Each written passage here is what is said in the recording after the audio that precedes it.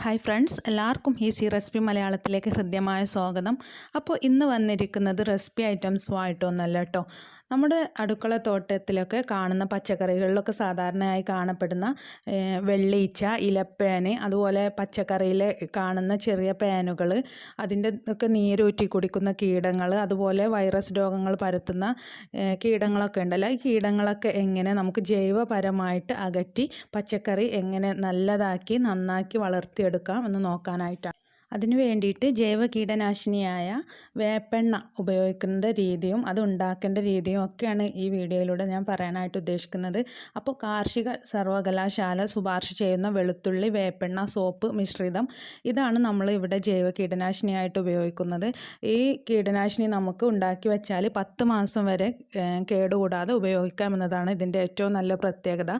അതുപോലെ ഇത് 6 gram 1 litre വെള്ളത്തിൽ ആണ് നമ്മൾ തളിക്കേണ്ടത് കേട്ടോ.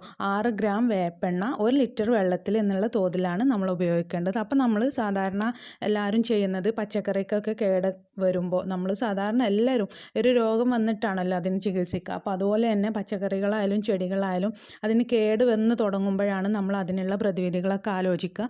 അപ്പോൾ അതിന് മുമ്പേ തന്നെ, അതായത് പച്ചക്കറി നട്ട് വലുതായി വരുമ്പോൾ തന്നെ നമ്മൾ ഇത് കേട് വരുന്നതിന് മുന്നേ തന്നെ നമ്മൾ ഈ കീടനാശിനികളൊക്കെ ഉപയോഗിച്ചിട്ട് അതിനെ നന്നാക്കി എടുക്കാനായിട്ട് നോക്കണം. എങ്കിൽ മാത്രമേ നമുക്ക് നല്ല ഫലം കിട്ടുള്ളൂ. അതുപോലെ തന്നെ ഈ കീടനാശിനി ആഴ്ചയിൽ 2 പ്രാവശ്യം നമ്മൾ ഉപയോഗിക്കേണ്ടതുണ്ട്. അപ്പോഴേ നല്ല ഫലം ഇതിന് കിട്ടുള്ളൂ കേട്ടോ. രാസകീടനാശിനിയേക്കാൾ ഫലം തരുന്ന ഒന്നാണ് വേപ്പെണ്ണ. അതുകൊണ്ട് തന്നെ ഇത് നമ്മൾ അടുക്കളയിൽ അത്യാവശ്യം വേണ്ട ഒന്നും കൂടെയാണ് കേട്ടോ.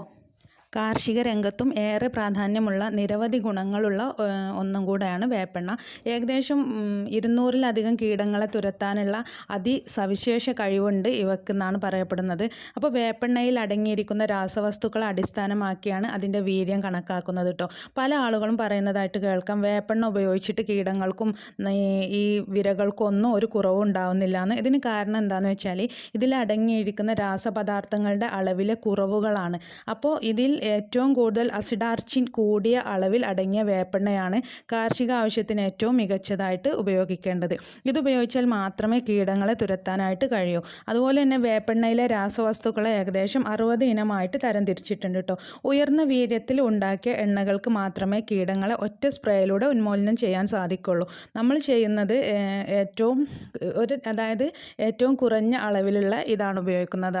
അപ്പോൾ അത് ഒരാഴ്ചയിൽ 2 പ്രാവശ്യം എന്ന തോതിൽ നമ്മൾ അടിച്ചു കൊടുക്കണം. അപ്പോഴേ നമുക്കതിൻ്റെ ഫലം കിട്ടുള്ളൂ കേട്ടോ.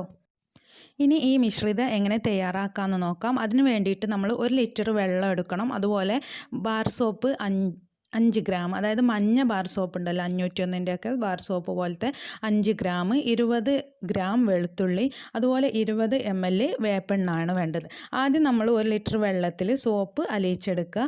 അതിലേക്ക് 20 ml വേപ്പെണ്ണ ചേർത്തിട്ട് സോപ്പ് മിശ്രിതവുമായി നല്ലോണം ഒന്ന് മിക്സ് ചെയ്യുക. പിന്നീട് വെളുത്തുള്ളി നല്ലോണം അരച്ച് പിഴിഞ്ഞിട്ട് അതിൻ്റെ നീര്, തൊലി ചേരാനായിട്ട് പാടില്ല കേട്ടോ, അതിൻ്റെ നീരെടുത്തിട്ട് നല്ലോണം മിക്സ് ചെയ്യുക. എന്നിട്ട് നമ്മളത് ഒരു സ്പ്രേ ബോട്ടിലോ മറ്റോ ആക്കിയിട്ട് അടിച്ചു കൊടുക്കുകയാണ് വേണ്ട. അപ്പോൾ ആഴ്ചയിൽ 2 പ്രാവശ്യമായിട്ട് അടിച്ചു കൊടുക്കണം.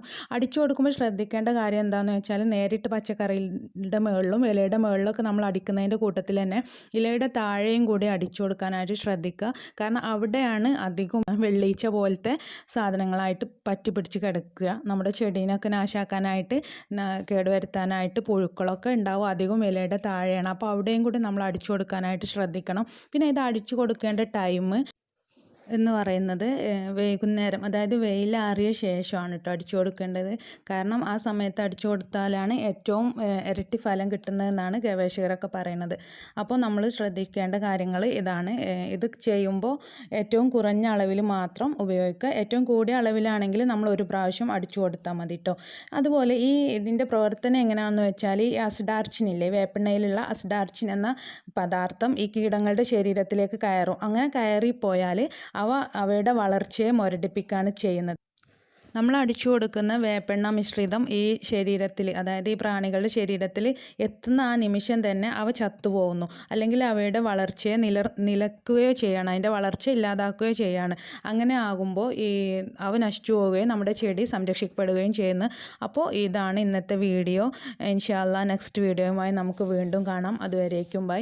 വീഡിയോ ഇഷ്ടപ്പെട്ട എല്ലാവരും ഷെയർ ചെയ്യാനും ലൈക്ക് ചെയ്യാനും മറക്കരുത് കേട്ടോ. താങ്ക്